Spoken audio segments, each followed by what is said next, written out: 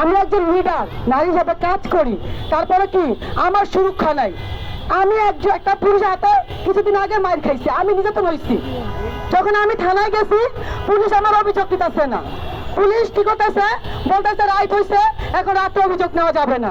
তখন আমি রাতের 4:45 পর্যন্ত থানায় বসে আসছিলাম। কেন? যে মহিলা হাজবেন্ড আমাকে আঘাত করছে সে কি করছে, কিশোর গ্যাং নিয়ে আমার এলাকায় বসে আছে। তখন আমার হাজবেন্ড তখন তো আমরা তো নিরাপদ না, তখন আমি 4:45 পর্যন্ত থানায় বসে আছি। আমার অভিযোগ, এখন যে পুলিশ আছে তারাও তো এখনো আমাদের জনগণের সেবা ঠিক মতো দিতে পারতেছে না, তারা এখনো আমাদের হয়ে কাজ করতেছে না। কেন? আমরা মধ্যবিত্ত পরিবারের মানুষ, আমরা নিম্ন শ্রেণীর মানুষ, তার জন্য। তাই আজকে আমি এখানে বলতে চাইতেছি, যেই সরকার এখানে আসুক, যেই কাজ করুক, যারাই কাজ করুক, তারা যেন আগে যারা বস্তিবাসী, যারা নিম্ন শ্রেণীর লোক, তাদের হয়ে কাজ করুক, তাদের দিকে আগে চোখ দেখ তারা কি করতেছে। যেমন আমাদের ছেলেরা এখনো ঠিক মতো পড়ালেখা করতে পারতেছে না, তারা ঠিক মতো তাদের অধিকার পাচ্ছে না, মৌলিক যে চাহিদাগুলা সেগুলো পাইতেছে না।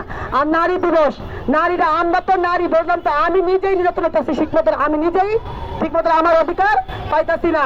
তা আমি আজকে বলবো, আন্তর্জাতিক নারী দিবসে আমরা